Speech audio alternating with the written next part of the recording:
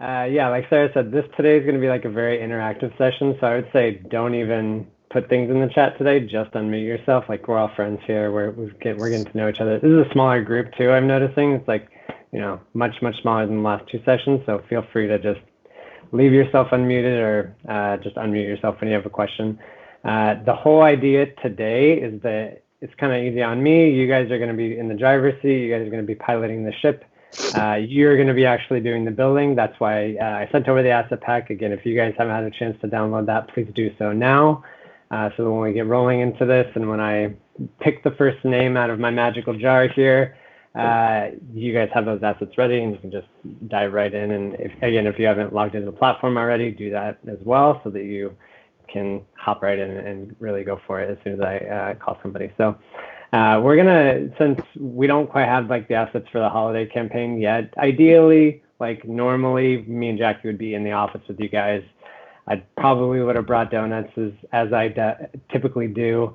And we would be doing this like all together. I would be walking around the room. You guys would all have your computers out. We'd be doing this all at the same time. And I would say even encourage even the people that aren't sharing their screen and actually doing this actively, feel free to be in the platform and doing it along with us. Like Sarah said, you could have both screens going so that you have the instructions or whatever we're doing at the moment on one and you're doing your thing on the other. The whole again point of this is that we are actually now putting our hands on the platform and you guys can ask those questions that are coming up as you're actually doing it so that I can kind of hold your hand through this so that when you're doing it yourselves, it's a little bit easier and a little bit clearer when you actually have a real project and a deadline to think about. So I will pull the first name. We have far fewer people on the call than were in the invite, so I'm probably going to call a bunch of names of people that are not here. So if somebody's not on the call, somebody do me a favor and tell me the person's not here so I can get through this and we can find somebody who actually is here. First one is Nicole Timmerman. Are you here, Nicole? Yep, I'm here. Cool. So you're up. So you go ahead and share your screen. Go into the account, so kroger.seltzer.io, and we'll get started. This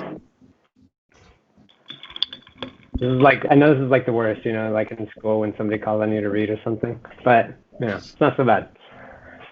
Okay, cool. So I'm only seeing part of your screen. Is everybody else just seeing that, or is this an issue? I have my screen split. Otherwise, I can't. I only have one screen, so I'd have to tab over, but I can extend it a little bit. Yeah, that's perfect. Like that.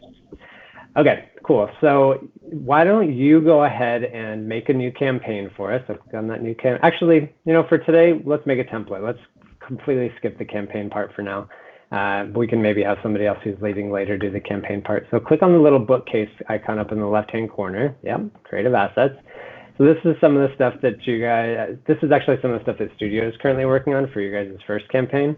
Why don't you make a new folder? We'll make a new folder for today's session. So maybe have Kroger be the brand. You can select one or a couple of those goals. These are again just kind of for filtering for later. So just for demo purposes. Description, maybe something about a collaborative folder of templates that we worked on together, something like that. Use your imagination. Cool. And then you can add a thumbnail if you have something on your computer that would make sense, or you can just skip that. Yeah, I'll skip it for now.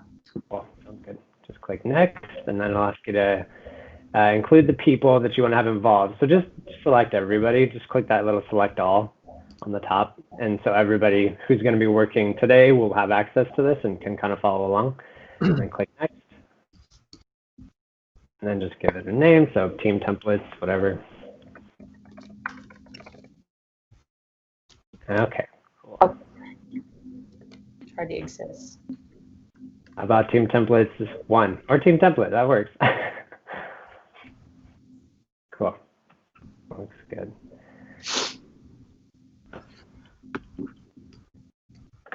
Still loading. It may have already been created. Let me just go into the account and see if it's available on the back end. Sometimes it will do this.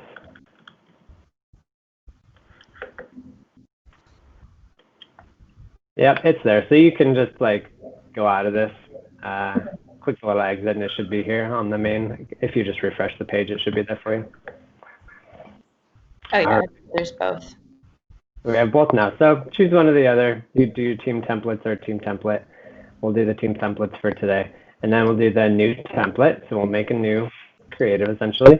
For today, we'll do same as we did during the other training. So the animate a banner, because that's a little bit more complicated, but not too bad. Go ahead and click on display. Yep. And then on animated banner. And then choose a starter size. Typically, whatever you start with when you're making a group of banners, you can either type it in and it'll come up, or you can just select it from the dropdown. And then click next step. And give it a name. So this will be a group of creatives. So specifically for animated banner right now, you'd never want to name it like, I don't know, a holiday campaign 300 by 600, because this would actually contain all of the sizes. So you can give this any kind of name that you want, maybe.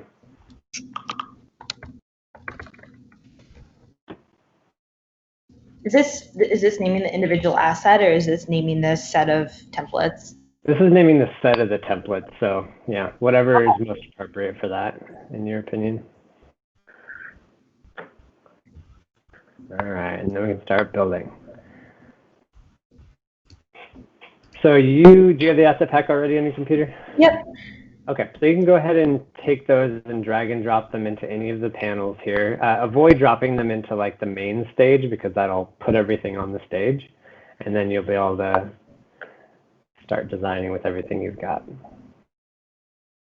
And especially for the logos in this, I intentionally left them kind of like a little bit big so that we can look at some of those scaling things together. I know we kind of covered some of this stuff during the other two sessions, but it's good to look at. And so now I'll kind of, you can kind of set this up as you see fit. The 160 by 600, or there is a 300 by 600 asset in here as well, I think, for most of the audiences. So you can, and if you want to zoom in specifically, yeah, you can click that, or you can do Command plus, Command minus, and zoom in on the canvas. Okay. So scroll down in your assets. There's a 300 by 600 of whatever, one of the three. You can just drag in.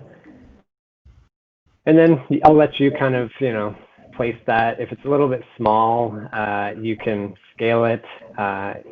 It's 100%, so you placed it just perfect in the center there. But if ever there's like a piece of white that you see somewhere, or something that looks a little bit off, you can absolutely use the alignment tool. So if you click on the image there, and in the info panel, you have the align to, so you can, center it like that, or vertical, or whatever it may be.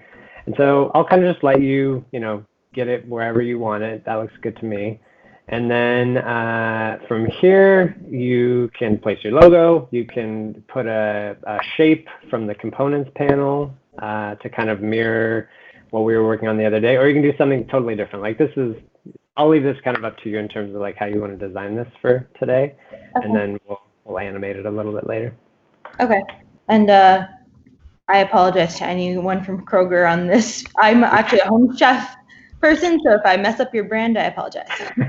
Hey, I've been messing up your guys' brand all week, so hopefully there's no hard feelings. You can redefine the brand right here.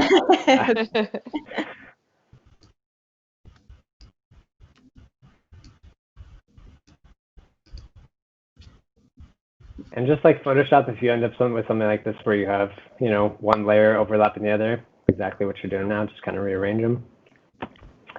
And then when you're doing something like a shape here, if you go into the info panel with the shape selected and scroll up, you'll see, and it doesn't really matter, like if it's 101.33%, that doesn't matter. But if you want to, like, for example, set something up so that it can be used in a bunch of different sizes, so that it's like, it's 100% of the width of the canvas, regardless if it's 300 by 250 or 300 by 600 or a 160 by 600 or 728 by 90, whatever it may be. You can set that width property to just 100%, and then center it with the alignment tools. And I think we went through this the other day, but if you wanted to make sure that the top bar of whatever, creative you're doing is like 100% of the width pretty much is a good assumption that you'd be doing most of the time. But if you want it to be like a certain amount of pixels high, you can click on the little percentage icon on any of those attributes, so the placement or the width or height, just a little like actual percentage marker, and it will change it to pixels. So for something like this, a good example may be like 100 pixels, and then leave the width as 100%, so that we'll probably at some point today get to doing another size, and we can show copying from one to the next, and then it'll always still be 100%, and it'll always still be 100 pixels. So it's like, it's a little bit easier to copy and paste your work from one to the other size. Okay, cool. So that's good. And now we can, why don't we add a button? So you can copy and paste that shape that you have on the screen now, or you can drag in another shape. And then obviously make that a little bit smaller and a different color if you're going to have it overlap the square there.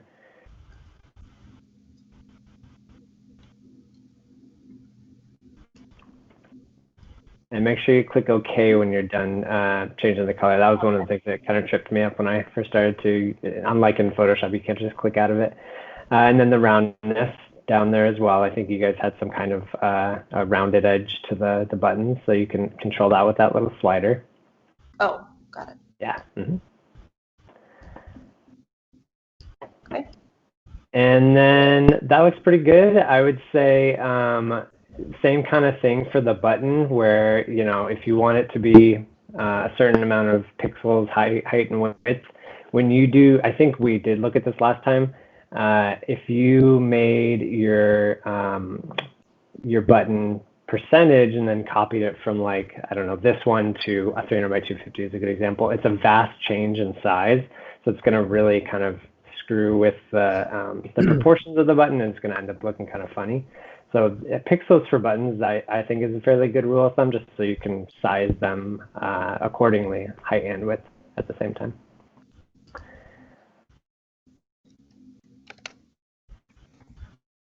And then for the font, you can change that font to the quicksand. But as I saw you were aligning this for a second ago, if you, like we did in one of the previous trainings, put these both in a group, so just select both of them either on the canvas or in the layers, the layout panel here, just Command, yep. And then do Command G, it'll put them both in a group. And now, once you do that, so go ahead and, select both of them and then just do Command, And now now you just have the shape, but you can drag it in, perfect. And now when you center that text box, it's going to center it in the context of the group rather than in the context of, the entire canvas. So when you do center, do that, and then you can change the text alignment centered, and then, like you did, that's perfect. Making it a little bit bigger than it actually is a really good rule of thumb. That looks good. Something like 80–90% is a good rule of thumb. When you're making templates, again, you don't want it to be absolutely to the edge, because then that could result in some kind of, situation where the text is spilling out.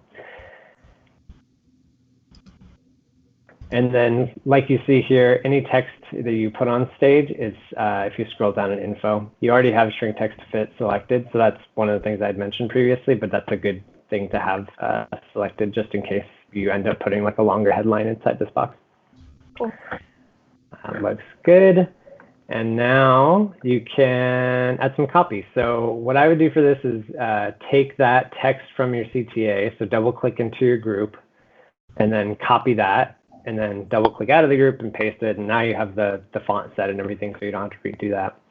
And then change your color, obviously, and then have it say whatever you want it to say. I can pull up some of the copy you guys had in your example, or you can just make something up. It's totally fine too.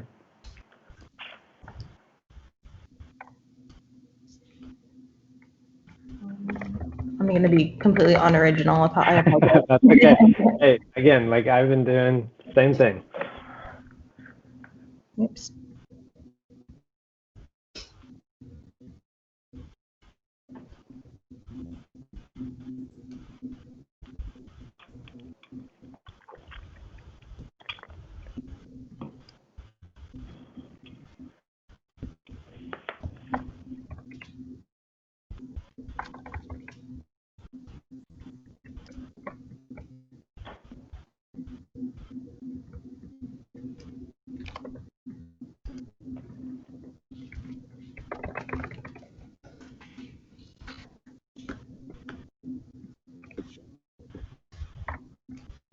And another, I haven't seen you using this yet, but another good kind of tip when you're sort of moving things around and aligning is that holding shift function that I was showing earlier, where it kind of helps you snap things together and align things a little bit better. I know that that's useful as you're going and getting used to things.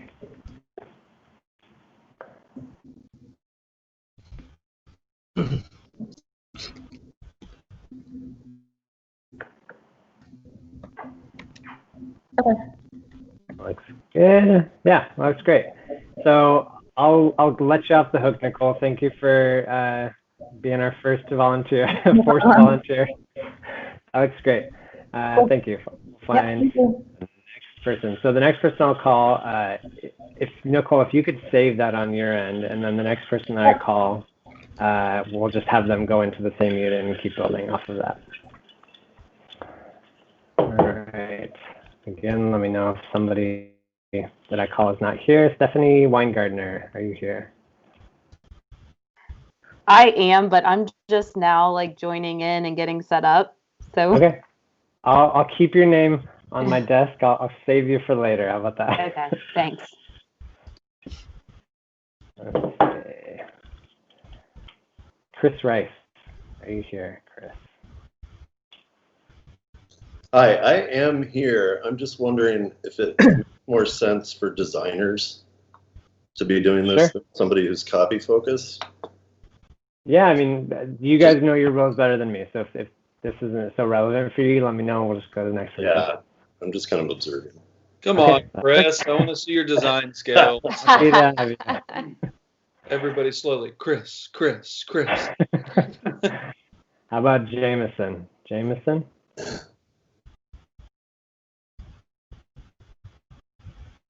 Jameson with us. Take the silence as a no. Go to the next name. How about Justin? Justin Tabler.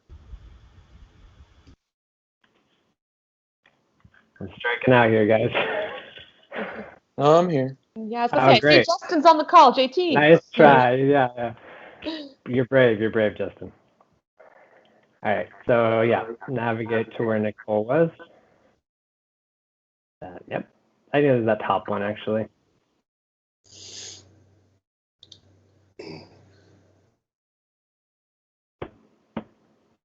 All right, so we have, looks like a couple other banners that people have been working on. That's awesome to see. So I think I want to say, what did you name yours, Nicole? Kroger banner, the bottom one? Yeah, it's the second from the top, Kroger banners. Okay, cool. Look at that one, Justin.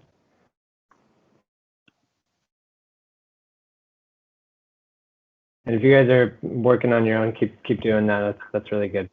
If you guys have questions as you're going, feel free to stop me. And also, whoever's sharing their screen at any given time, feel free to, if I'm going through something too fast, let me know and we can go slower or whatever we may need to do. Okay, so we'll animate this one really quickly, and then maybe we'll hop on to a different size and start doing a different design.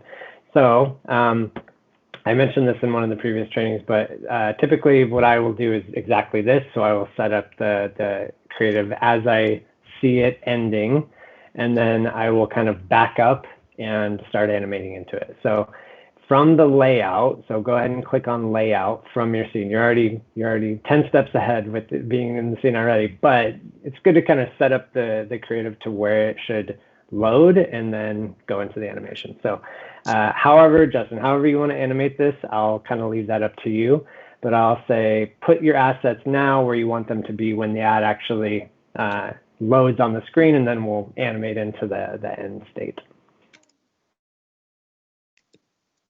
Okay, looks good.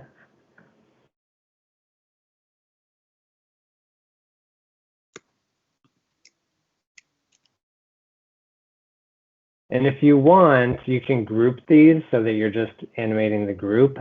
One thing I don't think we really looked at during the initial trainings is you can animate things as entire groups, and then you can also animate things within the group. So just for demonstration purposes, why don't we do that as the example here? Justin, if you will do me a favor, and that is perfect exactly where it is, and then if you'll double click into that group real quick, and marquee select both of those components, and then just drag them off group somewhere. So like to the left, right, up or down, doesn't really matter. Yeah, perfect. And so now we'll do both, so you can kind of see how that works when we actually animate it. So click out of this, and you'll notice that when you click out of this, it disappears because groups kind of act like masks in a way, like, you know, rectangular masks. So you can, if you put something outside of a group, it's not visible, obviously, and then when you animate it, it will become visible within the bounds of that group. So that will make sense a little bit more in a second here when we animate it. Is that as much as you want to animate, just the background and text, or you want to do anything else? Yeah, that's fine. Okay, cool. So now hop into your scene like you already created, and then you can kind of animate into that. So pull out the playhead to, you know, a second, half a second, whatever you want, and then position everything where you want it to end.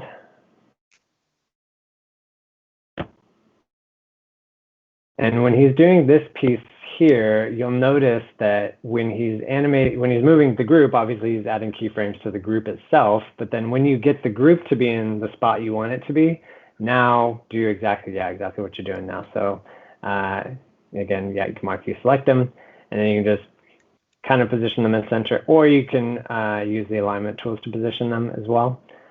That works totally fine though.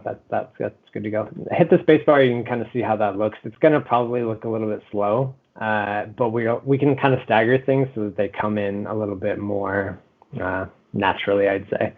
So you can kind of drag the keyframes here.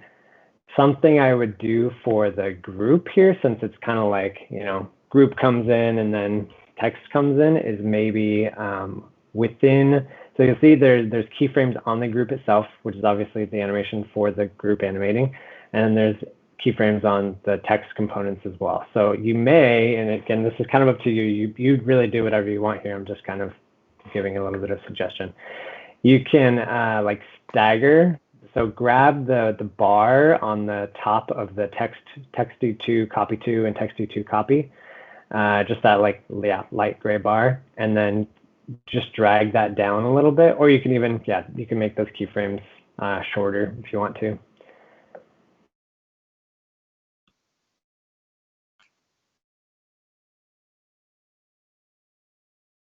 I'm not sure what you mean by drag that down.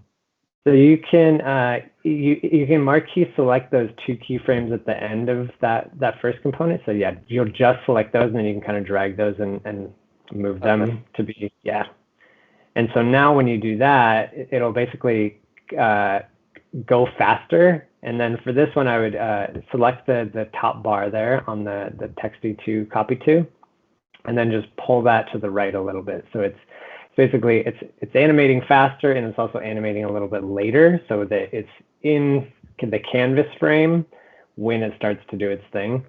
And I would do the same for the other texty. So if you scroll down a little bit in your timeline, make that a little bit shorter, and then drag it to the right a little bit.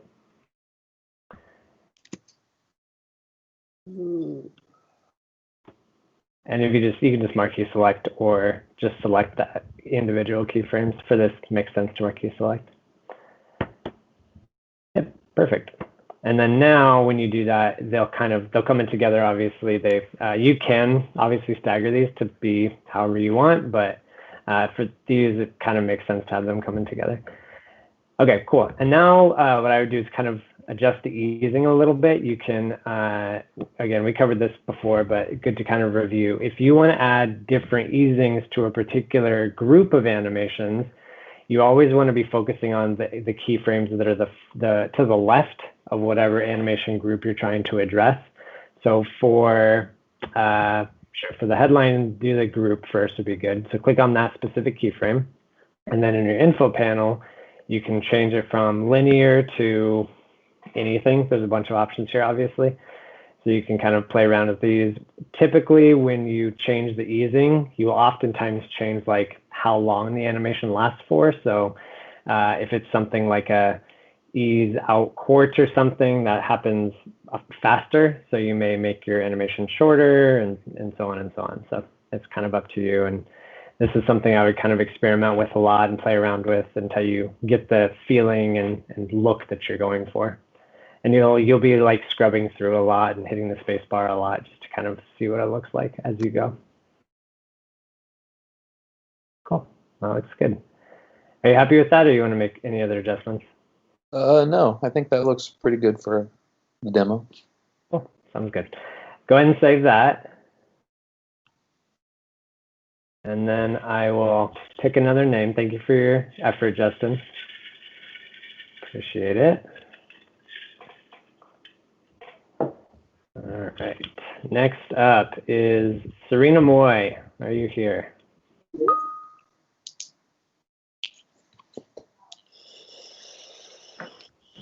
I'm here.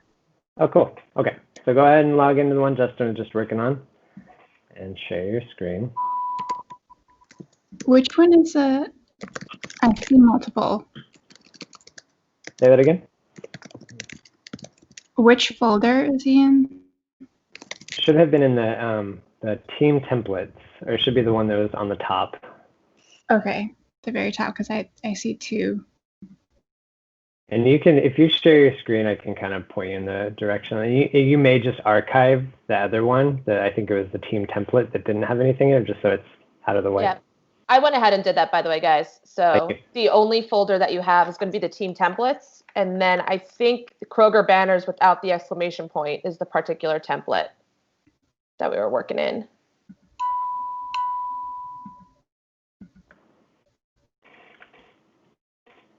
All right, cool. So yeah, the second one from the top, I think, was Nicole's original, without the exclamation point down there.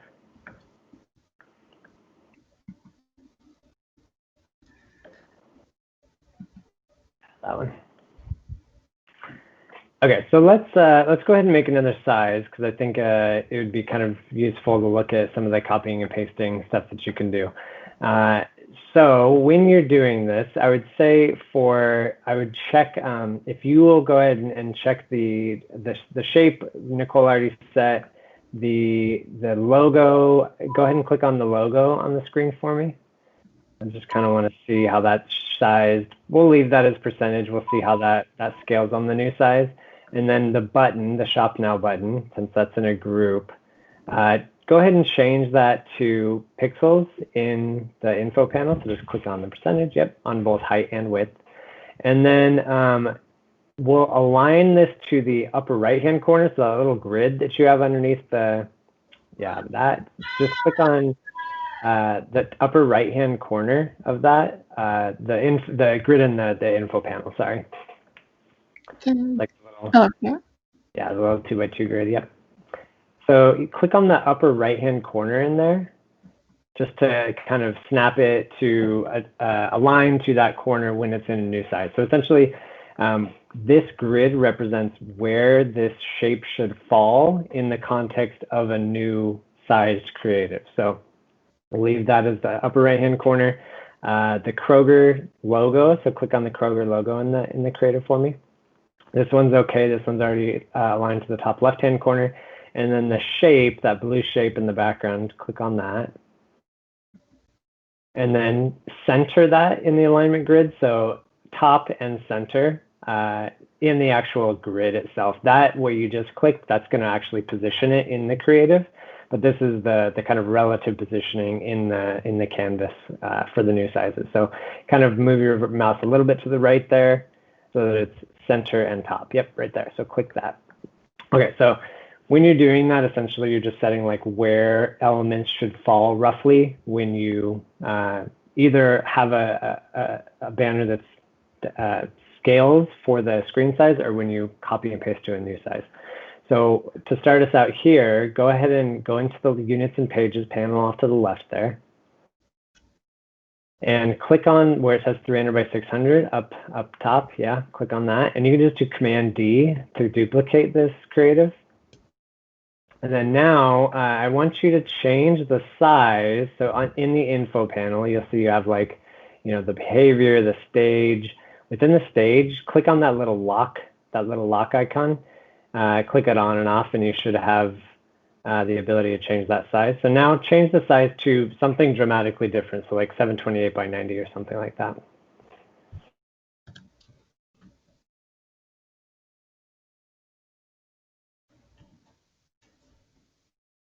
Okay, so this looks obviously very strange. Like you're gonna have to make a lot of adjustments here, and that is like the logo is really tiny. The background image is now, it looks like covered by that bar.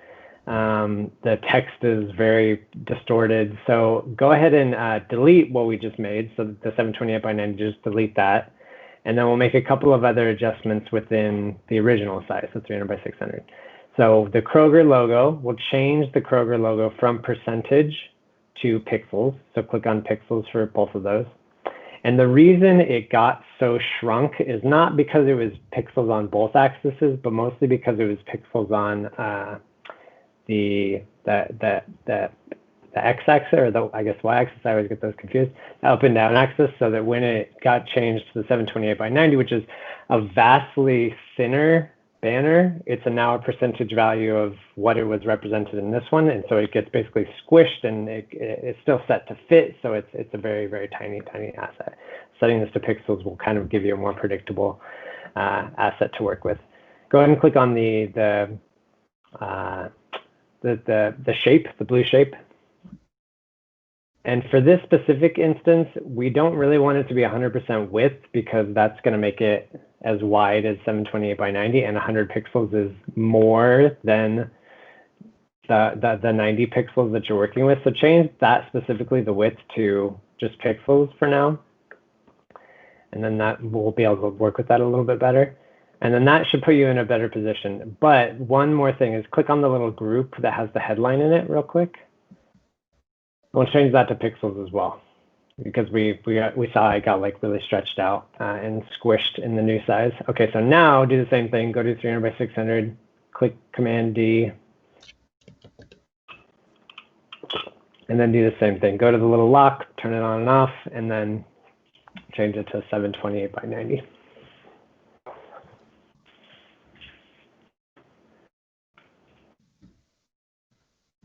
Okay, so that's a little bit better. So what I would do first actually is change the background image. So in your layout, in the bottom left-hand corner, scroll all the way down. You have your image selected, so that's the first step. And then in the info panel, you'll see a little subfolder that says settings, and it says source asset.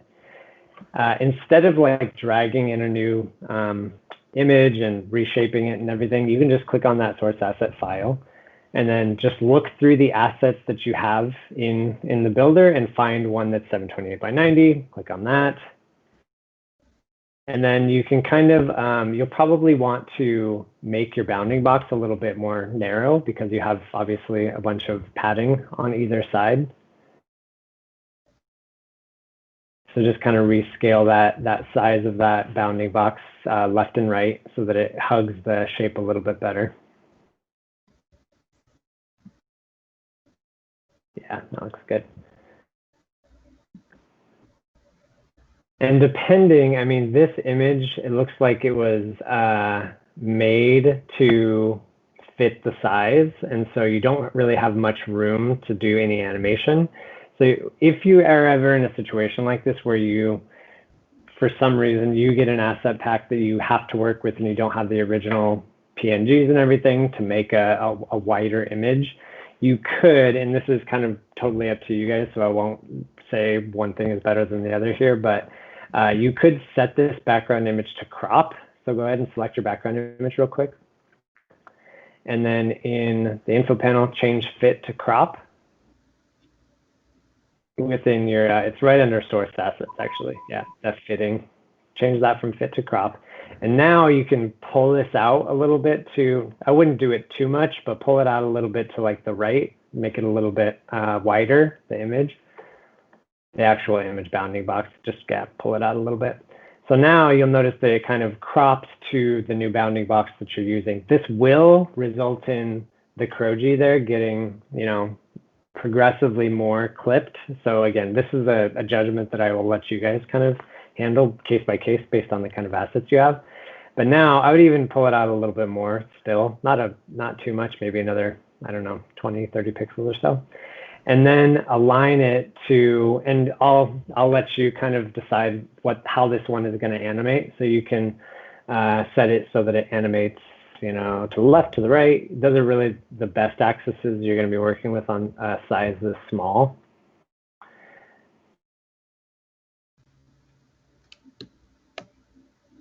Cool.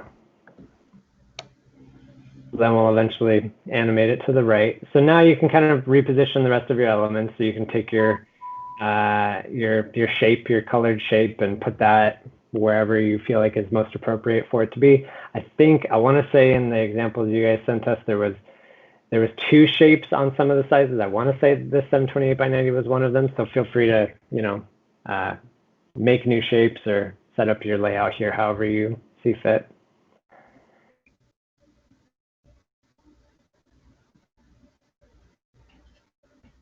And then Serena, if you want to do anything different on this one, or if anybody who's watching or listening wants to do something totally different in terms of animations or setup or anything like that, feel free to speak up and ask to do something totally wild and different than what we've been doing. I don't want to, limit you guys in terms of what you can do. So if you have an idea, definitely feel free to speak up and we can try to make it happen.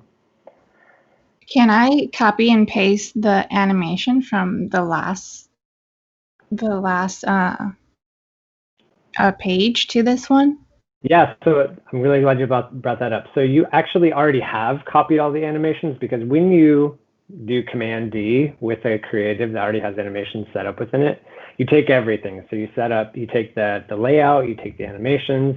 The only difference is that when you go from such a different size, like a 300 by 600 to 728 by 90, you probably have to make some adjustments with how those animations look, because obviously things are animating in different ways and to different end positions and things like that. But if you go ahead and click on the little intro that Justin set up a second ago. So it's just to the right of the layout there. The layout, there's a little chip that says intro on the timeline towards the bottom. Yeah, above that. So if you go up, intro, there you go. So now you're inside the scene. You can click the spacebar and kind of see what your animation looks like taken from the other side. It's probably not going to look that good because it's a very different size here. So you can either hit the spacebar or so it's not terrible, but it's not obviously what you want. So a couple of things I would say as in terms of adjustments is that I would make sure that the start position of your background image aligns with the starting position in the layout. So what I typically do when I am in a situation like this is you could just do that, where you kind of align the first. So you'd want to make sure that which it is already, but I'll call it out anyway. Your playhead is aligned with the first keyframe in the particular component that you're animating. So for the background image, you're already there. You're already in line with that. So you can kind of just set that up to be wherever it should start, roughly with that right edge snapped exactly. And then now, go ahead and hit the space bar again for me. Now, when the playhead is at the very end of that particular element, which we're basically just addressing the background image right now, go ahead and move that to where you would want it to end. So, instead of having it snapped to the right edge, you'd probably have it snapped to the left edge. And again, with an image like this where you don't have a whole lot of pixel density that you're shifting from left to right, it's gonna probably animate a little bit slower since it was out to 1.5 seconds. So if you go ahead and hit spacebar on this now, it's probably just gonna move sort of slowly. This is something you can adjust very easily, obviously, just by marquee selecting the end keyframes on this and making it shorter or longer or changing the easing or whatever it may be, just to get it to the point where you're happy with it. If you just marquee select, click and drag and select those two, yeah, exactly like that. You can, make them shorter, make them longer. You can stagger them if you want it to. You're really only addressing like the left and right axis, so that's really the only one you're too interested in, but go ahead and hit the space bar. And as soon as you're happy with how fast it's moving, then you can kind of say it's good for the background image at least. How do you feel about that? Is that good? Yeah, that's good. Okay. Now we'll go ahead and change that headline because that's obviously not at all where we want it to be. So go back to your layout really quickly just to kind of change the position when it starts.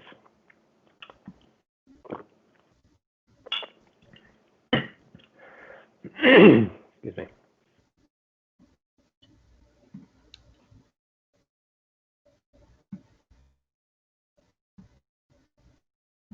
So keep in mind that what you're doing right now is you're animating everything you're doing. And this is, I think I mentioned this during some of the earlier onboarding stuff. This is something I did all the time when I first started, is that I wanted to change the layout exactly like you're doing here.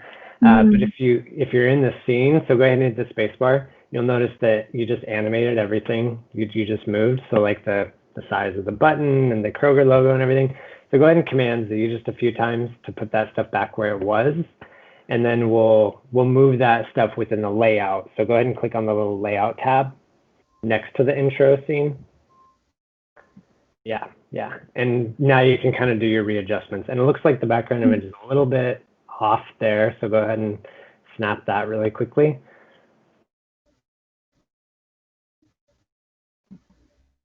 And now you can, excuse me. Now you can kind of readjust your logo and your shape and all that stuff to be where you want it to be rearranged to.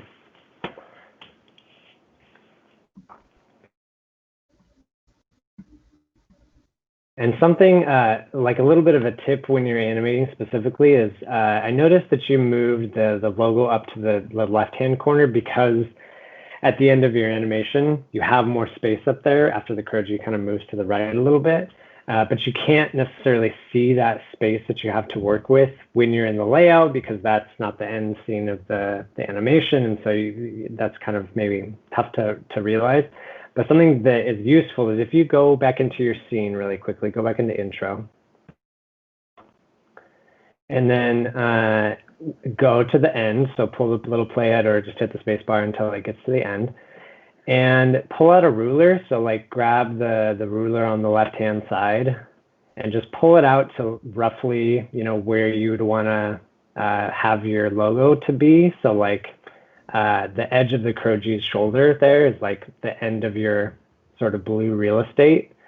And now if you go back into the layout, you kind of have a marker of where you are able to put that logo if you want to put it up in the left-hand corner and kind of sit next to the Kroger, you know what I mean? So now you can kind of use that ruler as your guide and be sure that you're staying away from, the actual subject of the creative. Okay. Cool. Find your headline, or you can go ahead and adjust your shape. I don't want to get in your way. Okay, yeah, cool. So now I think you have that positioned up high, so you can kind of do the same thing with the rulers on this. Maybe hop back into your scene, see the other edge of your Kroger, so like, where the mixer is or something like that, put another ruler there just so you can kind of, figure out where your play area is. And then once you're happy with that, go back into your layout. And then you can also snap objects to rulers. So if you hold shift while you're moving that group around, you can kind of snap it to that ruler you set up just so that it's perfectly aligned. Or, if you want it to be off a little bit, you can do that as well. So pull that off stage somewhere. So up or below or wherever, and then we'll animate it down. Go back into your scene real quick. And then, so in a situation like this, you'd want to reset the position of the beginning keyframe for your group and the end keyframe, same way as we did on the background. So that's the very first 0 point is where that is. Since this is way off, I'm super OCD, so I like to make sure that the exact beginning position is exactly the same as the first keyframe. So something you can do with that is if you actually go back to your layout for me real quick and click on that headline group.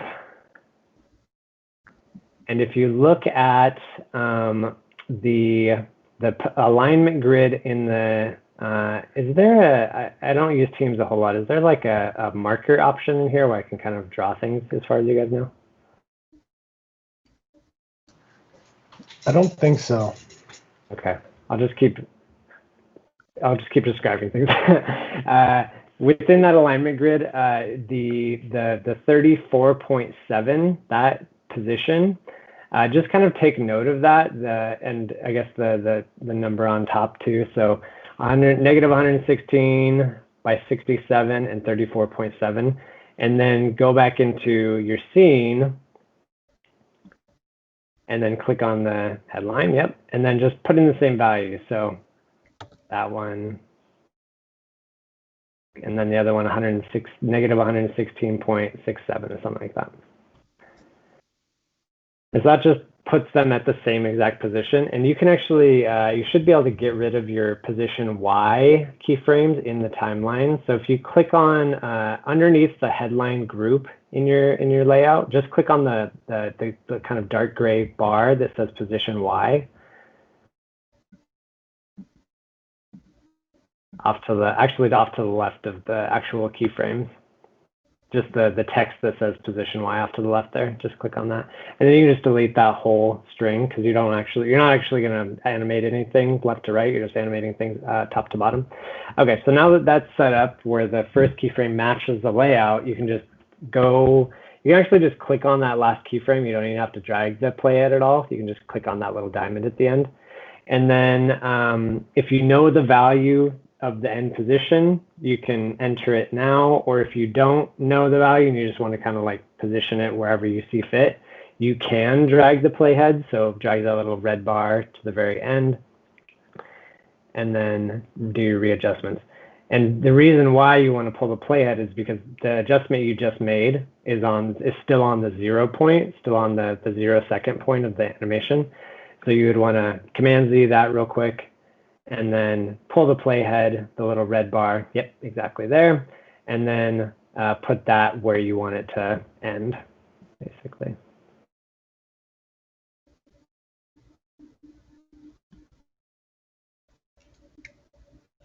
And like I said, I get my X and Y mixed up all the time, so actually I think you want to get rid of your X position and leave your Y position, and you should just be able to get away with just animating on the Y axis.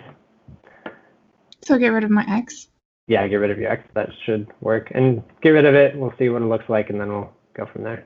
So go ahead and click the space bar. Yeah, looks good. So again, you can make adjustments here. You can change the easing. You can change the timing. It's not always the case that you'll change the timing on something like a different size. But again, based on the type of assets you have, how much like pixel real estate you have, you should be good to go there. Okay, cool. Thank you so much for your participation. That was very good. I think we got through that pretty quickly. Go ahead and save the creative you're working on right now. And then we're kind of approaching the hour mark. So I wanted to dedicate the second hour of this to the whole templatization stuff and making seeds and using production wizard and everything. Were there any questions about anything we covered today or any capabilities? Or there's obviously quite a lot we didn't cover. Like you can do all kinds of more complex things that we aren't necessarily touching on today or within the last few days. Is there any kind of things you guys are curious about or want to look at more that we haven't necessarily looked at so far?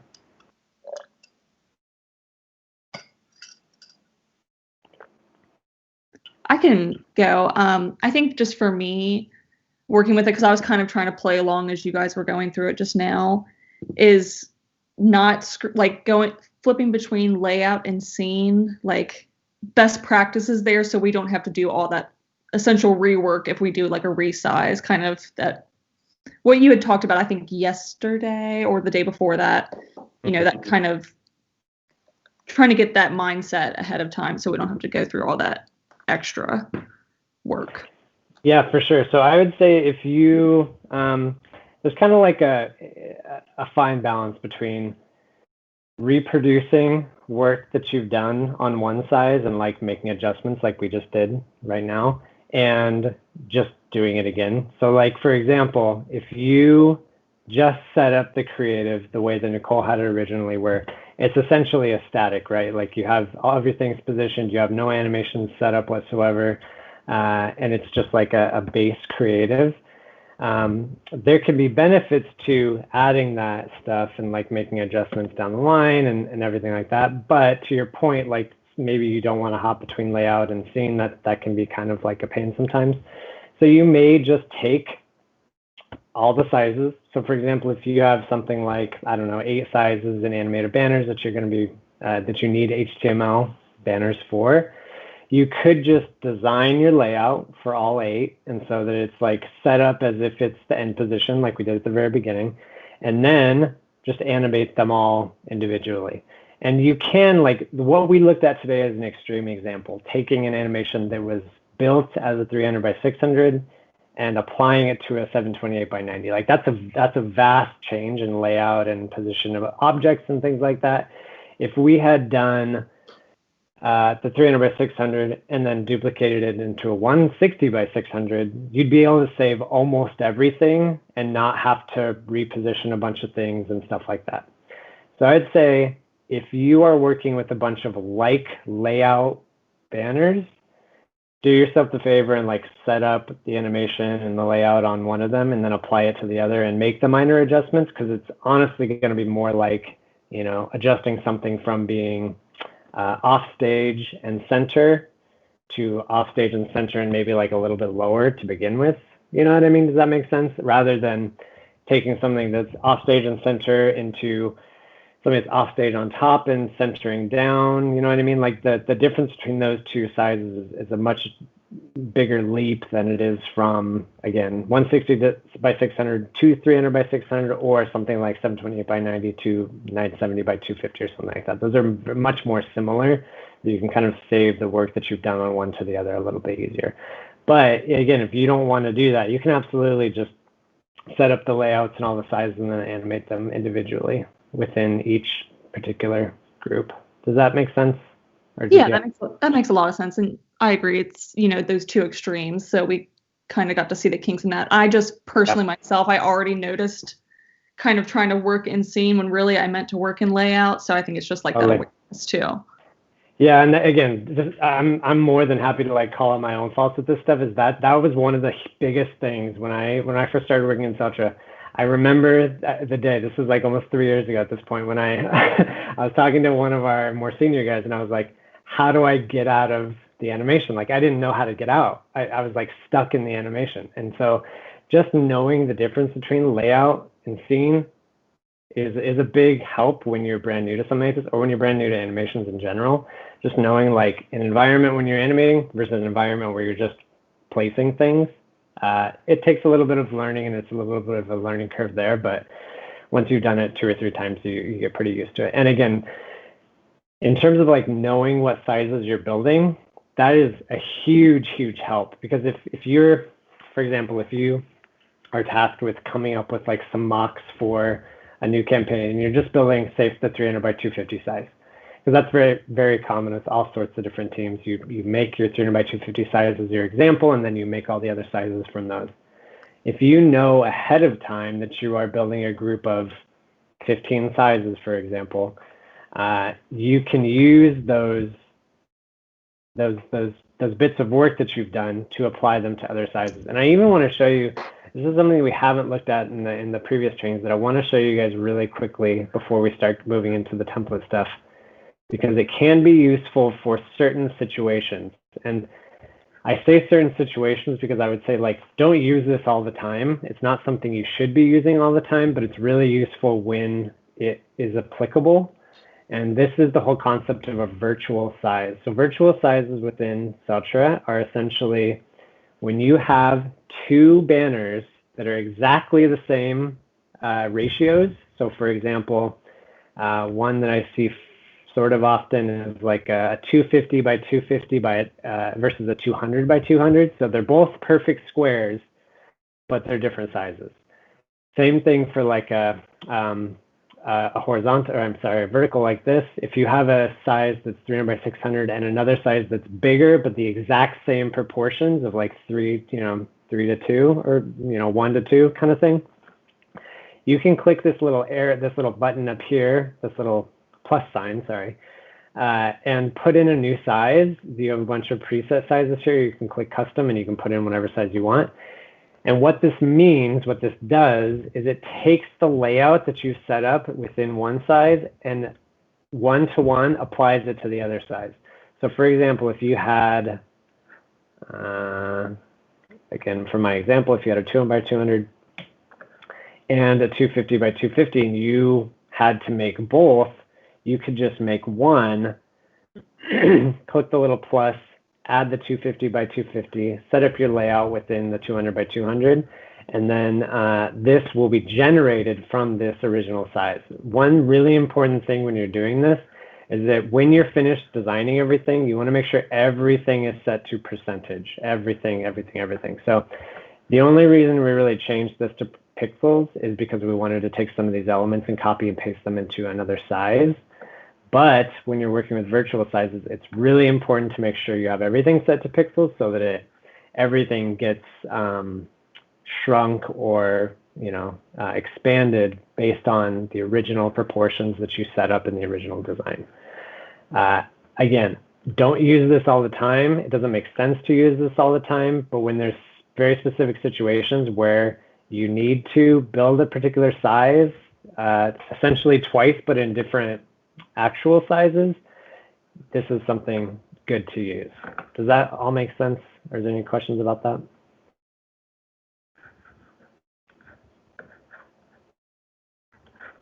Cool, sounds good. All right, with that said, is there any other questions? I do want to make sure if anybody has any thoughts or questions, feel free to speak up. This is the time to do it.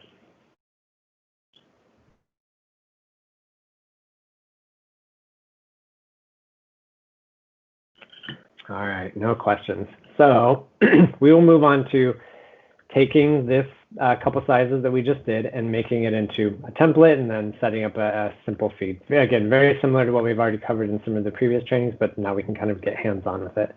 So I will find my next font here. Let's see. Do we have Steve Lewis? Steve Lewis on the line.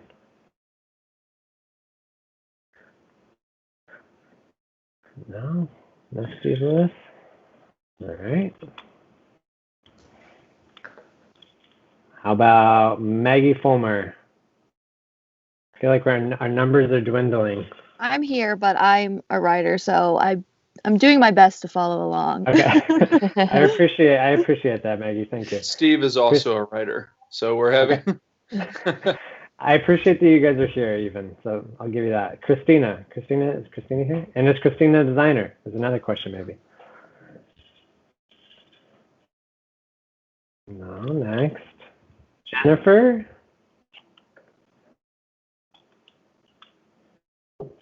My stack of paper is getting larger. Okay. Or if there's any volunteers even. Yeah, hey, anybody that's a designer that wants to jump in, anybody. I pulled David Rodenbach. You're hitting every designer every copywriter in the tree right now. Jennifer and myself are both copywriters. Maybe I just need to shake up my jar a little bit. This is Jarrett. I'll go. Cool. Because we're doing the templatizing, right? Because this is the part I actually had people working on my roof, so I couldn't hear the call yesterday or on Monday, and I listened to it afterwards, but this is a part I wasn't totally clear on, so I want to do this. Cool, awesome. Go ahead and share your screen, and if there's any questions that you had while trying to listen past the construction and want to ask now, absolutely feel free to ask. But as we're going, if there's anything that you're curious about or want to know more about, honestly, with all this stuff, I don't want to just like show you guys what or answer the questions of the things that we're just going through. I want you guys to kind of think off the beaten path of what we're looking at and think about some things that you maybe may come up.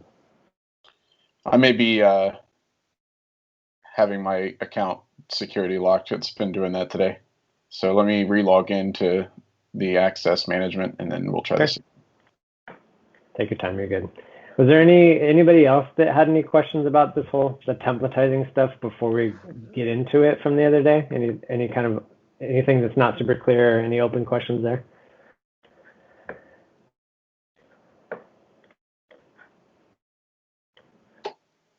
Okay, looks like you're good. So hop right in. Yep. So this, go ahead and delete my 200 by 200 size because that doesn't have anything in it. You just get rid of that. So we'll start with the 300 by 600. Same kind of thing from the other day. So we'll start with layer naming specifically. Okay. We did a pretty good job of actually, Jared, if you could jump into the headline group for me, because that is one of the elements that I want to make sure that we have enough spacing basically to accommodate new sizes of copy. So go ahead and click one of those text components within, or you can just double click on the group inside the creative. That works. So free pickup is not bad. We have a little bit of room off to the right. So if it's a little bit longer of a headline, it should work. We want to make sure that stays within like the bounds of the group itself. But I think you were just about to make that a little bit taller in terms of like the height of that. What I would do for this, so when you think about the bounding boxes for your text, especially when they're inside groups, go ahead and click in the scene for me and play it to the end, because the way we have this set up right now, if you have the text box, that second text box that big, basically it's going to, when it animates, so click on intro, hit the space bar, and then when it's at that end point, click into the group. So double click the group for me and click on that second line. So you'll notice that when you do that, the box is like way bigger than it should be. Not than it should be, but like it's bigger than the group. So basically if you templatize this right now and somebody else who wasn't a designer came in and used the template in Production Wizard and they put in a much longer headline that said, I don't know, free pickup when you visit on December 16th or something that's much longer than when you spend $50, it would end up getting clipped by the group. So what I would do for this is go ahead and Command Z a couple of times until you get back to your layout and when you're adjusting the size of that. Too many times. Too many times. Okay. So one thing you could do, and this is relevant, you may make that group just like a little bit taller by itself. So that's the headline?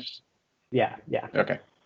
That should work. And when you do that, it's probably going to change like the spacing of these actual elements, because these are set to a percentage inside this group. So once you've done that, click on the free pickup, make that a little bit shorter so that it kind of gets out of the way of the second line. Or, and again, there's like a bunch of different ways you can do all this stuff. So there's like 2 or 3 ways you could make these adjustments. You could have just like made these text boxes inside the group pixels before you change the size of the group, and so it wouldn't have distorted them. But I think you're good as you have it set up right now. So go ahead and do that cross check, go back into the animation, just make sure that that bounding box is the way you want it to be, and they're animated a little bit strangely now, so double click into it and just kind of readjust things so that they land the way that you want them to. Oh, how did that? Okay, hold on. Yeah, you're good. All right.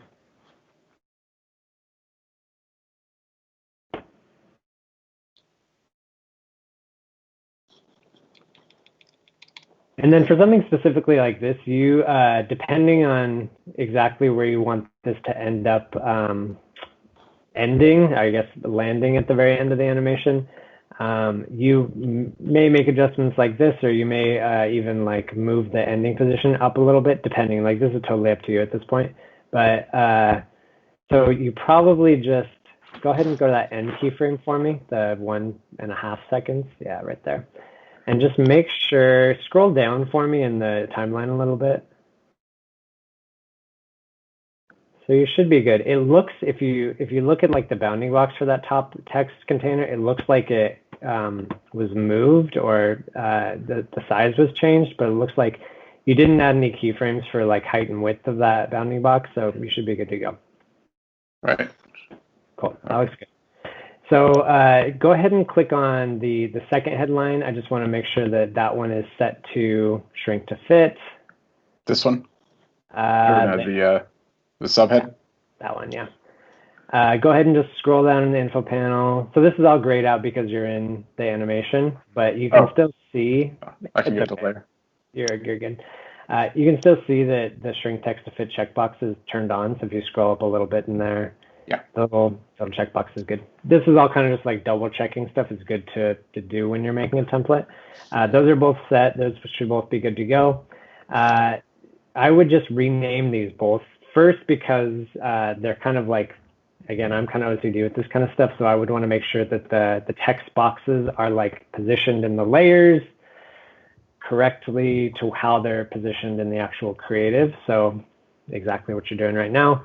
Again, this is kind of like a personal preference thing, so I'm not going to like audit your creatives and make sure your layers are set up the way that they look in the creative, but it's a good kind of best practice so that if somebody like, I don't know, Christina comes in here and looks at the creative, it makes sense to her the same way as it makes sense to the person who built it. So that's good. With the logo, you don't have to change the names of the groups. I did that in the original demo, but it doesn't really make any difference when you're making a template. It doesn't change anything. You just want to change that to logo, just something very generic, not at all specific to the type of logo that it actually is using. And then does case matter? It doesn't. It doesn't matter for this. Yeah. I mean, in terms of like, again, consistency through them, I'd name them all the same, but it doesn't really matter too much. Okay, so you're good there. This is your CTA, so very good. CTA copy looks good, and then something denoting that it's the shape. Looks good. And then the logo, I would just do a couple of cross checks with the logo, like size of the bounding box with other logos. So you can go into your source asset, scroll down a little bit, and just change that source asset to a couple of different logos that are very different. So like the QFC is a good one to like show a very square logo. The Fred Meyer, I think, was a good example of one that was, you know, much longer and horizontal. City Market's a good one. So just make sure that that like looks correct with these very different types of logos. And then if it doesn't, you can kind of change the size of the bounding box so that it will represent that logo in a better way. Okay. And then once you're happy with that, you can kind of just leave it as is. Sure. Cool. That looks good. The shapey one, we'll rename that to be, you know, whatever makes sense for you. Oh, yeah.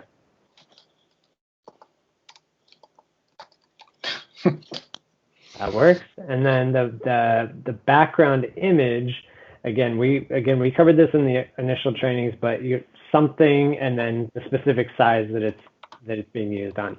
This one, we're only adding that suffix to the title so that it breaks it from all the others so that we can address it individually and use a different image per size. So good, that one looks good. You should be totally done for this specific size. And now, and this is the question we had a second ago about like, you know, copying content from one size to another versus just designing brand new. One argument, I may have mentioned this previously, but one argument for designing like one and then making adjustments to that one is you save your naming convention from the one that you're duplicating. So if you made, for example, the 300 by 250, set up your animation, set up your layer naming, and you called that one like the master creative, whatever it may be. If you duplicate that, you're also duplicating all the layer naming, you're also duplicating the animations that you can make adjustments to if needed. For this example, Jared, if you'll just go into the 728 by 90 and do your layer naming same way in this one as you did in the other one. Right. And I would double refresh check my memory. Yeah, And I would also just double check, that. Just make sure that you have enough space to have that break into 2 lines if needed, that second line. Looks like you should, close to it. If you need to, again, make the group a little bit bigger. In this one, you don't have quite as much room to work with, so you may have to keep that a little bit smaller. Yeah, it's true. But you can use, like, if you click on the group and then the height is 97, so that's, I would just make it 90 because that's, exactly the height of the entire creative. Right. And then you can kind of do your cross check with the animation if you want, just to make sure that the text group is not overstretching the actual group itself on that second line of text, and then kind of go a little close. I can adjust to the, because you're wanting us to basically future proof in case we have 2 lines of the subtext, right? Exactly. Okay. Yeah. So I can go ahead and edit that a little bit. And for something like this is kind of a good example of when you have very little space to work with. So you may make the decision, the kind of design decision, that if you have a longer headline, maybe you're just okay with it shrinking down and staying as a single line, or maybe you want it to split into 2 lines. Like this is the kind of thing you want to think about as you're designing these templates, because you're setting the rules when you design the template of what the content is going to do. If it's going to stay as 1 line and shrink, or if it's going to break into 2 lines, and what that means for the overall look of the creative. Right. Okay.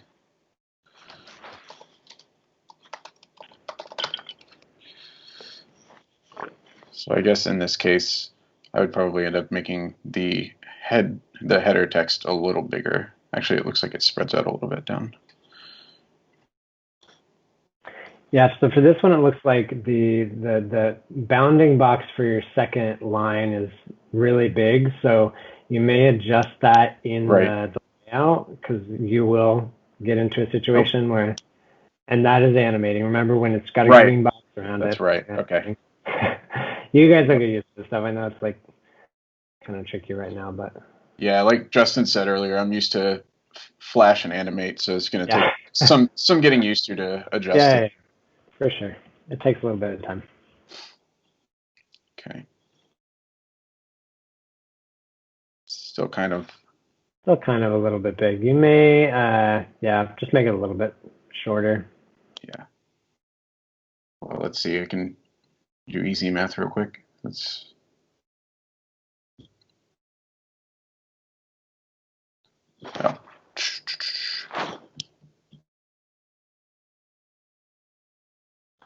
That might be enough. Yeah, that looks good. Okay. And even in a situation where this would eventually break into 3 lines, it's still going to stay as 2 and get smaller. So you should be kind of future-proofing yourself with that specifically. Cool. That looks good. So now, do you have all the layers named the way you want to? The background? I believe so, yeah. Nope. Couple more. Almost there.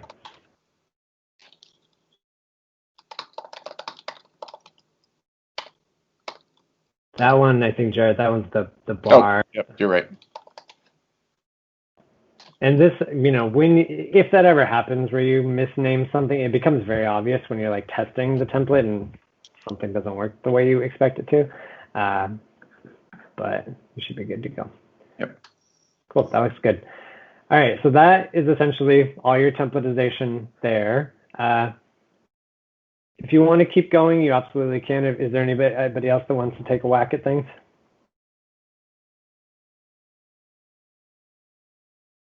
Don't all jump off your chairs at once now.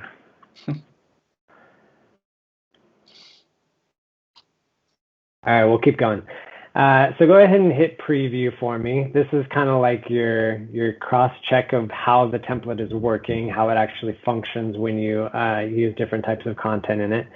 So this, again, kind of takes you to a mock production wizard environment, and you can test out different logos, different text, different background images, all kinds of different stuff.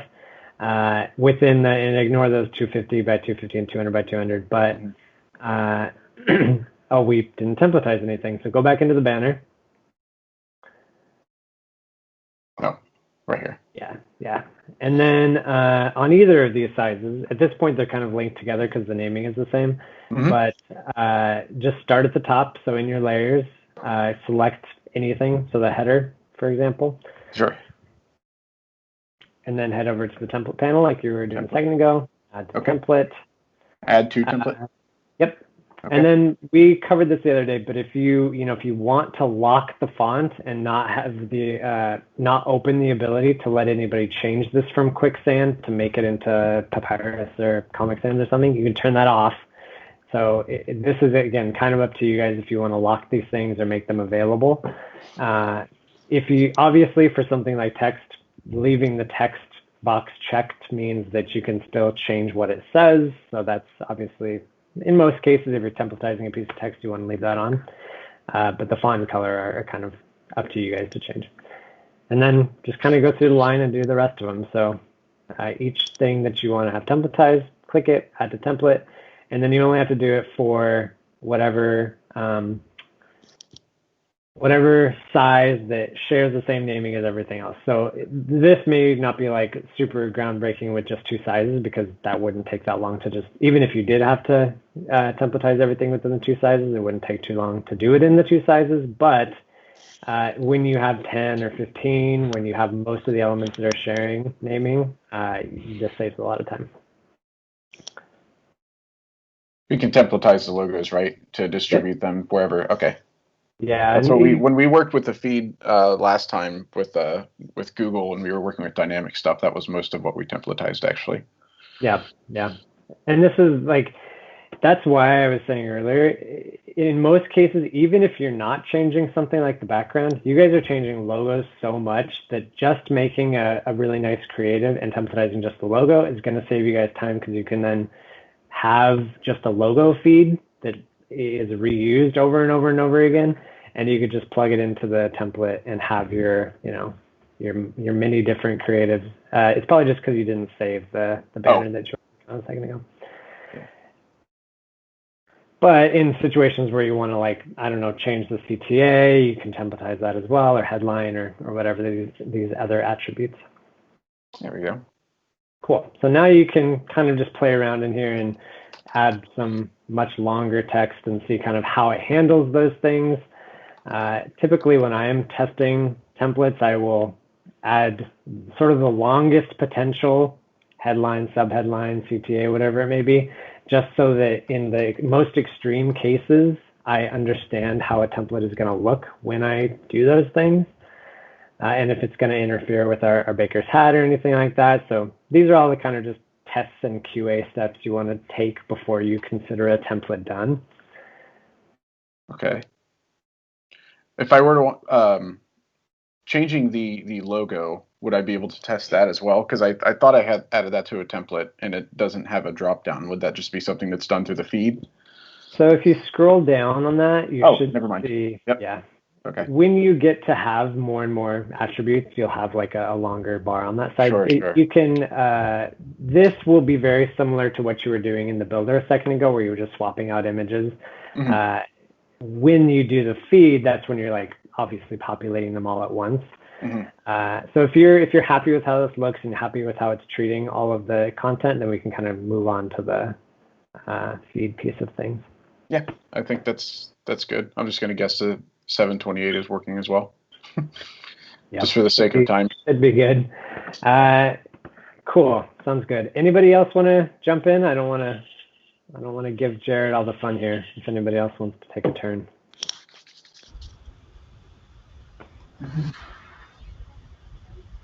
Any takers? Any takers? I could go back to the magic jar.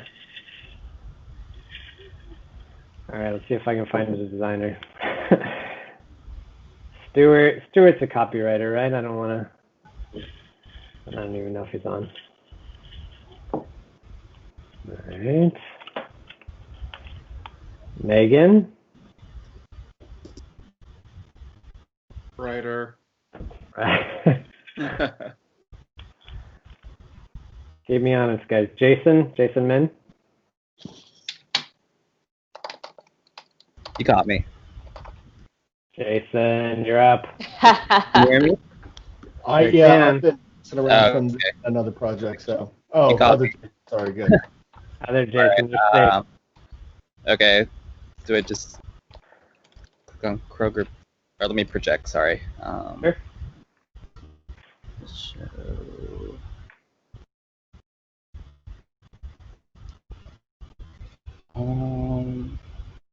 Shit. How do I?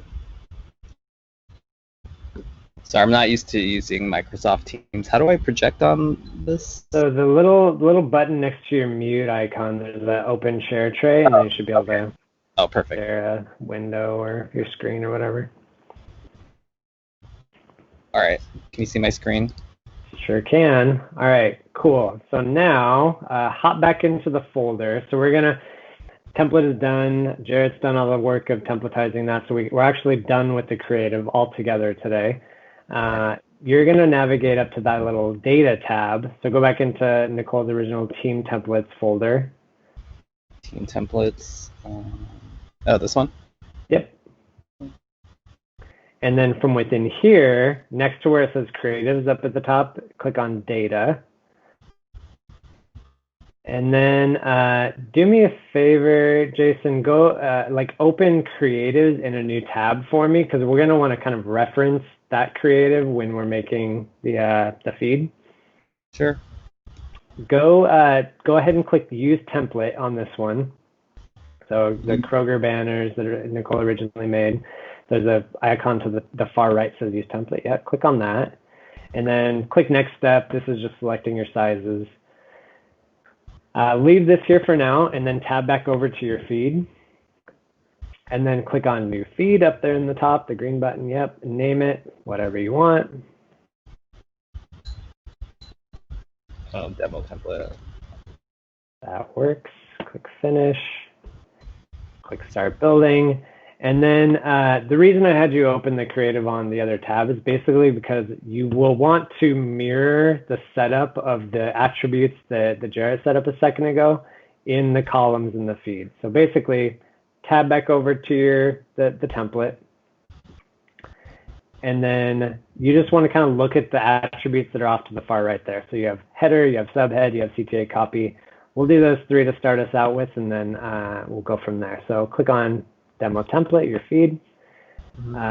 Click on label. So we'll want to just make sure that the label is set to, you can do custom labels, you can do just regular label. For this, we can just do regular label. And then we'll populate this in a second, but go ahead and click on the value button, click on that, and then give it a name. So you'll name this one header or subhead or any of the other ones that are in the template. And then just make sure it's the right type of content. That is text. So for the next two, they're all text. So you can just leave them selected that. The third one was CTA? CTA copy, yeah. And so one quick thing to note here is that you want to make sure that the naming in the feed is exactly the same as what it is in the template. It is so far, except for that subhead and subheader. That is going to make it so that they don't link automatically. So go ahead and just edit the one in the middle, the subheader. Yeah. Just change that to be, just click on where it says text. Mm-hmm. And you can edit just to have it say subhead. Subhead, oh, excuse me. Yeah. All right. And that's obviously a very common mistake, but this is something that you'll want to do so that they match up and auto map to each other. You can manually map them. I think we really looked at that last time, but it'll automatically do that. So I wouldn't worry about that. It should still auto map. But super important so you don't have to do that auto mapping, and it'll just kind of take care of it for you. The last one on this one is the logo. So go ahead and click the plus button, do logo, and then just change that to an image. And click apply. And then we can start filling out these fields. So go ahead and take the assets that I provided, or if you have some of the Kroger logos on your computer, you can just drag and drop those into here, just anywhere in this screen. Just any of the logos? Any of the logos, yep. Okay.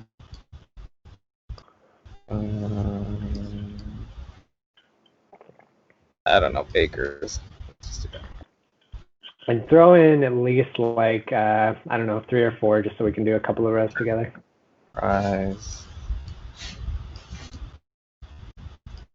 Cool, that works.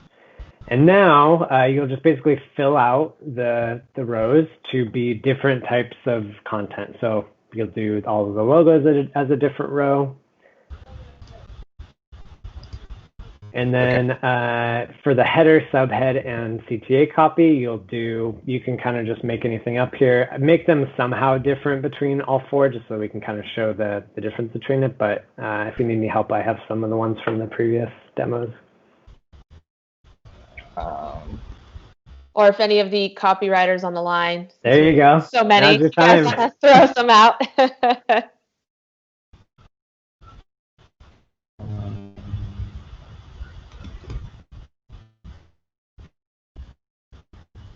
I'm just putting some random ones. That works.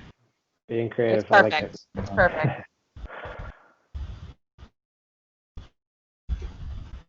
Three kittens. Who turned down three kittens? Only and then the subhead. Subhead will be something a little bit longer. It can be whatever you want. It doesn't have to be anything. Three.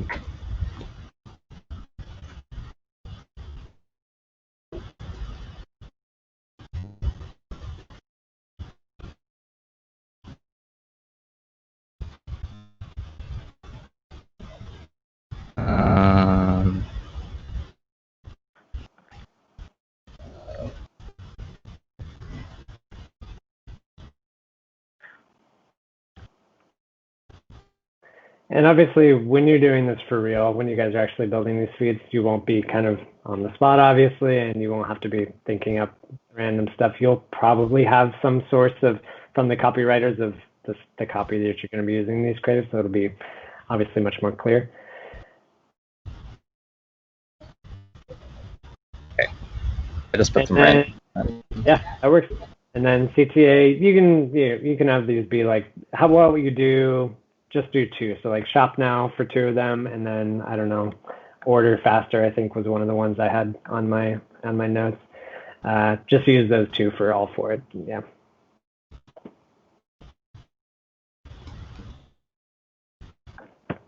Cool, that works. And then the label for this, you're gonna want to just like put something specific to what is in that row. So you could do, bakers, shop now, or something that's specific to the variant that's being represented in that row. So it could just be the brand. Totally works.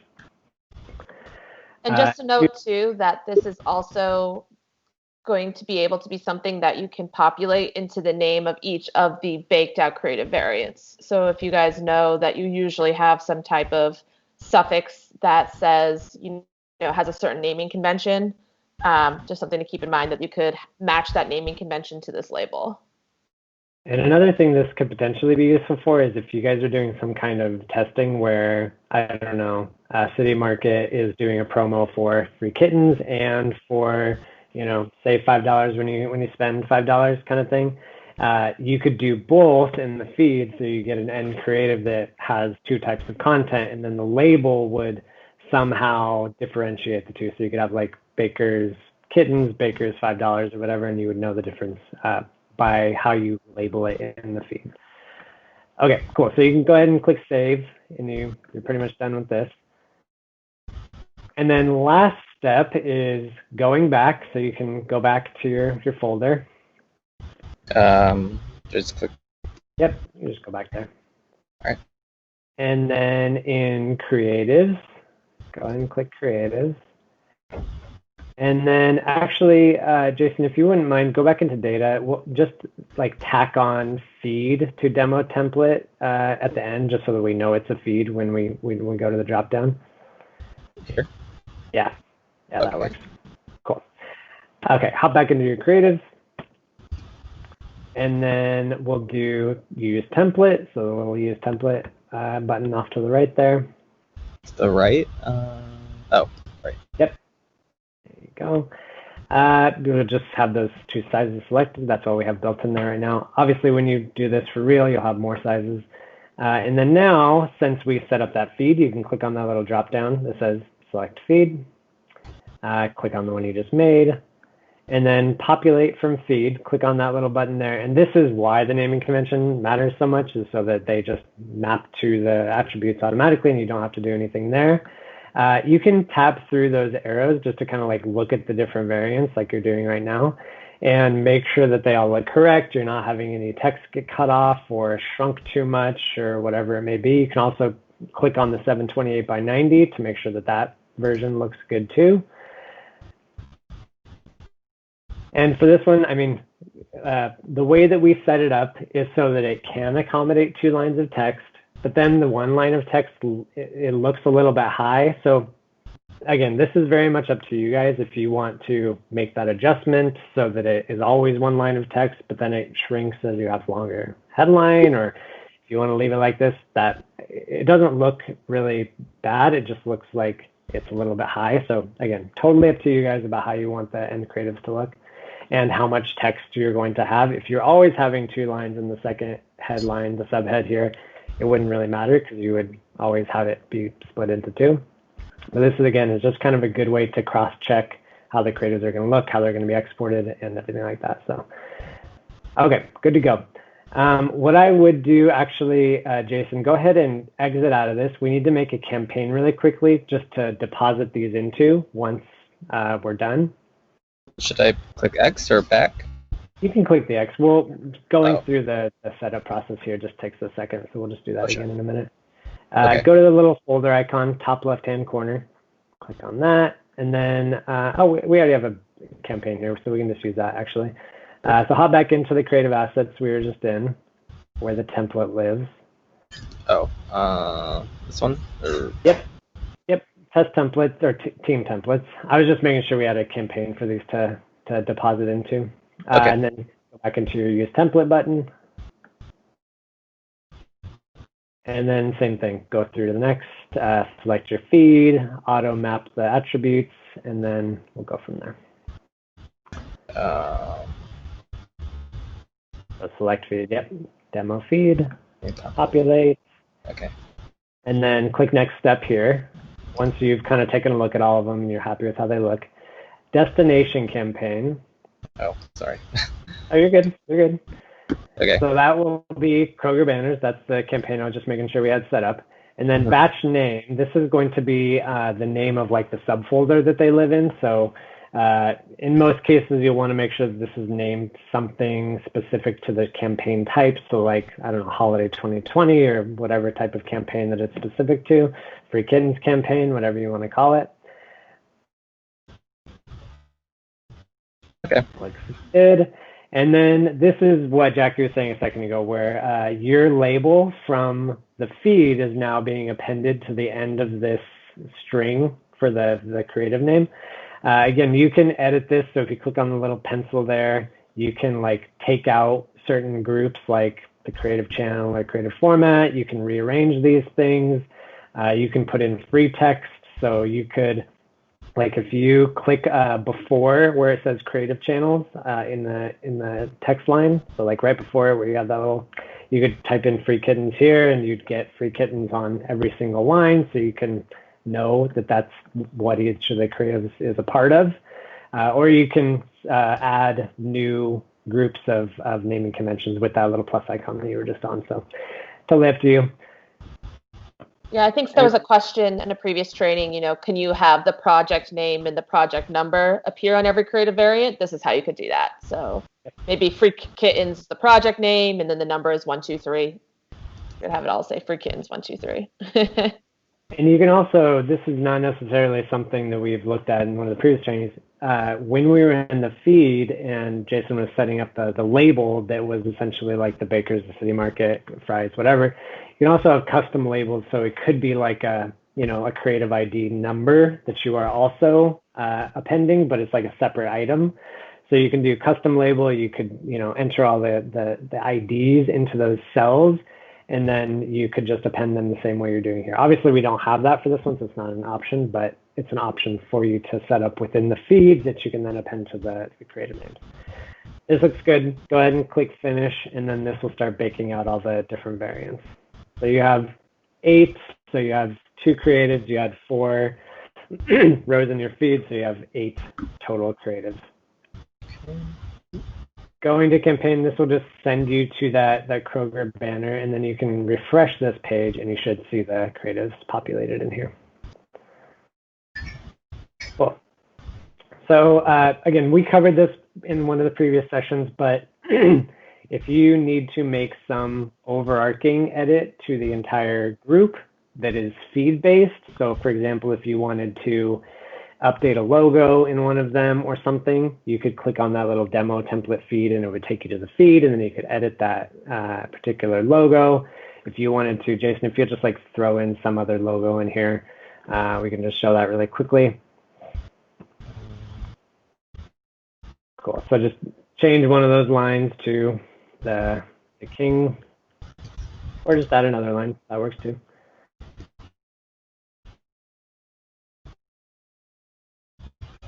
And same idea. Pups. Free pups and kittens. Man, they're just giving away everything, aren't they?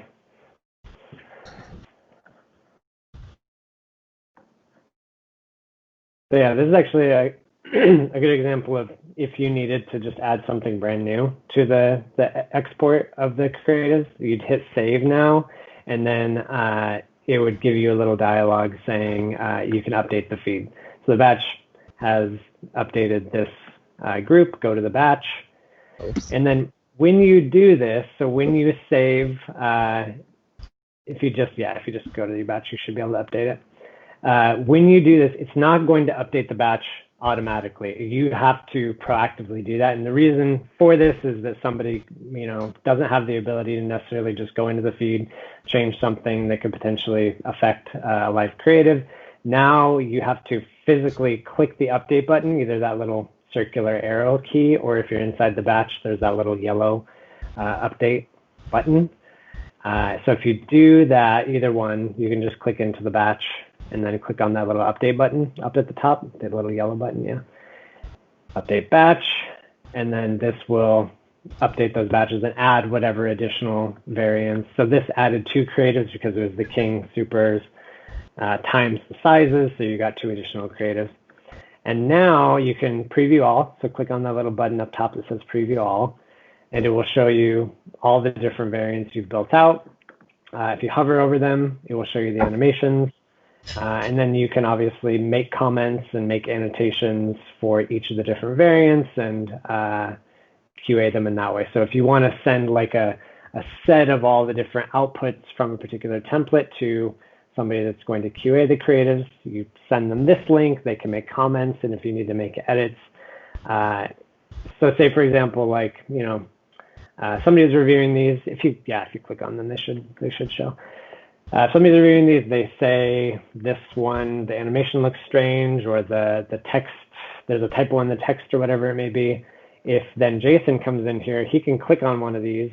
If you click the space bar for me, Jason, on one of them that's selected, there's this little edit and builder icon up at the top left-hand corner. So if you get commented in something and you need to make an edit, it will take you to Campaign Explorer, but then you can just go into that edit and builder button, and it'll take you directly into Builder. You can make the edit here, or, I think we covered this previously, but there's basically 3 ways of making edits when you're in a batch from a template. You can either edit the feed, you can edit the template at the local level, or you can edit an individual creative. So for example, if somebody said, I want to use the, I think Baker's was one of the logos where you guys had like multiple versions where it's just Baker's with like a little bit of text with it, different logos. That would maybe be a situation where you'd want to make an edit to an individual creative. So for example, if the 300 by 600 size is the only size that uses the logo with the extra text in the logo, you could just edit that individual creative inside the batch to swap out the logo there. If you needed to make a change to the logos in every single size for QFC, for example, that's a better case of using the feed. So just hopping into the feed and changing the logo there, and it would apply to every creative that uses the QFC. Or third way is if you want to change the template, the local template, maybe it's something where I don't know, the background image needs to animate in a different way or animate faster or slower or something like that, that'd be a better case of changing the local template rather than editing each individual line item within that batch. So that I would rather you guys change the template so that you're editing it like 4 or 5 times rather than 400 times, for example. So keep in mind those 3 different methods of editing, because you will run into situations where one will be vastly more efficient than the other. And always feel free to kind of reach out to us to get a recommendation of which of those 3 would be best for a particular situation. Yeah, so Jason, what you did first was edit in the feed. Now what you have on screen is that option where you're editing the individual creative variant. So any edits you make here are only going to apply to the 728 by 90 city market size and creative here. Yeah. And then the third option you kind of was speaking to, if we want to help you kind of navigate there, is to actually make an edit to the local copy of the template. And what that's going to do is, like Kaya said, change all of the creative variants that are within that batch. And I would say, honestly, if you guys get to the point where you've made a template, you've made a batch, and then you get some feedback from an internal stakeholder that you need to make some change, go ahead and reach out to us like in any situation, and we can just kind of be the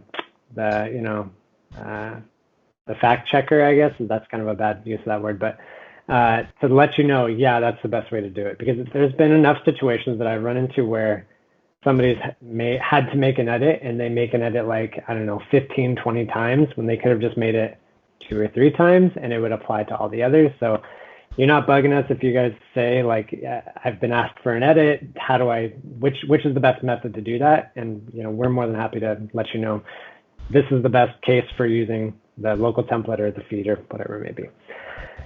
Okay, cool. So that essentially takes us through the entire life cycle of building the creative, building the template, templatizing, building a feed, using Production Wizard, so on and so on. Thank you, Jason, for your participation. That was great. Is there any other questions kind of in general with all this stuff? Is there anything that's not super clear? I want to make sure that you guys kind of are equipped to handle this stuff on your own if you, for example, get a project this week or next week and want to start doing stuff on your own. I just had a few additional quick questions just from kind of poking around in the builder. For the rulers, is that only set to percentage, or do we have the option to change that? For the, what was it again? Sorry. Just like the rulers for like the guides. Oh, so that is, it should be based on the way that your creative is set up. So I'll share my screen, and that may make this a little bit easier to see. Okay, so when you set up any creative, whether it's a single creative or whether it's a template, you have like stage attributes. So if we go into this one we were doing a second ago, you have, this is the properties of the entire creative. So when you select an item or a piece of text or something, the info panel is going to change for the properties of that specific selection. But if you click on this kind of like dark gray background, this is properties for the entire creative. So like that, you can add a border to the entire creative. If I want to have a really garish like green border around everything, I can do that. If I want to change like the color of the canvas, I can do that. This won't show because I have something covering the canvas, obviously, but you kind of get the idea. Or if you want to change how the entire creative is scaled, you do that with these options here. So right now you have percentage. If you change this to pixels, this will kind of give you a warning that everything's going to change to pixels, but then this should change to pixels as well. So if you change this to fixed as well, that'll give you the pixels. So if you want this to be like, you make sure that you always have your logo offset by 5 pixels or something. You can do this in a couple of different ways actually, so I won't say that that's like the one source of truth way of doing it. You can also, like if you, for example, it's set to pixels, it's set to flexible. In most cases, you're going to be building your creatives as fixed anyway, so depending on what's most efficient for you and what you find easiest, you can do either. I find it easier to like start in flexible and then change to fixed when I'm done with the variant, but again, kind of up to you guys. I guess my point with all this is that if you are set to percentage and you want to have the logo be, you know, let's say, I don't know, 20 from the left and 15 from the top, you can still address individual components in pixels, even if your creative is set to percentage. So to answer your question, if you do just want to have your rulers in pixels instead of percentage, just change this to pixels and fixed, and then you'll be able to do that. But if the kind of root question is, you know, I want to make sure my CTA button is always 5 and 5 from the top right-hand corner, I would handle it more so with the grid here in the info panel for a particular selection. So depending on where you're setting these things up, this is honestly a good example of doing that copying and pasting, because even if, let's say, I have my button is always going to be 135 by 40, it's always going to be, let's say, I don't know, 25 by 15, some nice round numbers from that top right-hand corner. This is going to be placed like this no matter what size I'm building. So if I take this item, so if I copy this button, have this set to be exactly the way I want it to be, if I add a size, maybe do, I don't know, the 970 by 250, zoom out, and then I'll just, I don't know, I'll just put a colored background just to make it a little bit more obvious. And then if I paste my button, it will paste it to be same thing, 25 by 15 and 135 by 40. So there's a bunch, again, there's a bunch of different ways you can do all kinds of different things within in the builder. So there's not like one best way of doing anything, but there's all these little tricks you'll kind of learn through the process that will help you kind of set things up in a consistent way every single time. And the button is kind of a good example of this sort of copying and pasting, because if you set the item inside the button to be 100% by 100%, centered, and then have the text be same thing, so centered, dead center in the middle, make sure this 0, 0, and then have this be shrink text to fit, obviously. You can kind of crank this up more and more and more, and then resize this. Your button will continue to grow, and this actually is centered, but I didn't kind of have the foresight to know that I wanted to make sure that was centered in the middle as well. So I can go ahead and change that on the original, center it, and now make this bigger. And it's still small, but if you double click on this, you will get it to kind of scale up, and it will go as far as the text size that you've set it to until it eventually gets bigger in size than the font size, and so it'll stay the same, if that makes any sense. So that's kind of just like a good way of, and again, if that happens, you can kind of just double click on it and it'll resize itself so that you can set up a button that's more appropriate for this new size. I know I kind of like went off on a rant there, but did that kind of answer the question, or were there any other questions surrounding that? No, that's good. Plus, I love a good rant, so I can see some more things. Yeah. And then the only other thing I had, and I don't know that we'll be using this, but I'm just kind of interested in it from looking at like the component section, is the part about the programmatic creative. Like, what is that? What could we potentially use that for in the future if we ever got to that place? Where are you seeing that within the very bottom, like below image, like right where you're at on the left? Oh yeah, the choice component.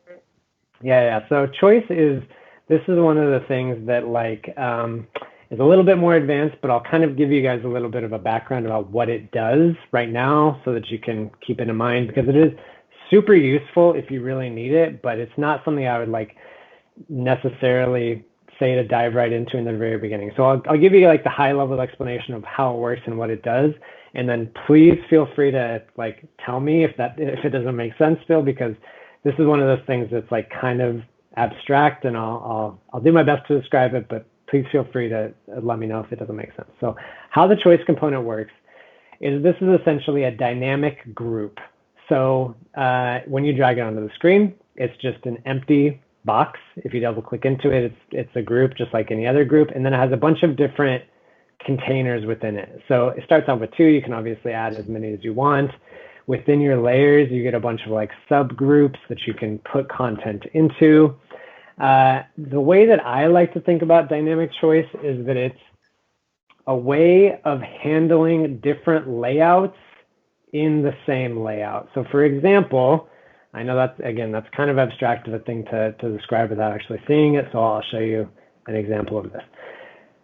By nature, a template is set to be whatever you set it up as in the builder. So for example, I'll just hop into this 300 by 600 as the example.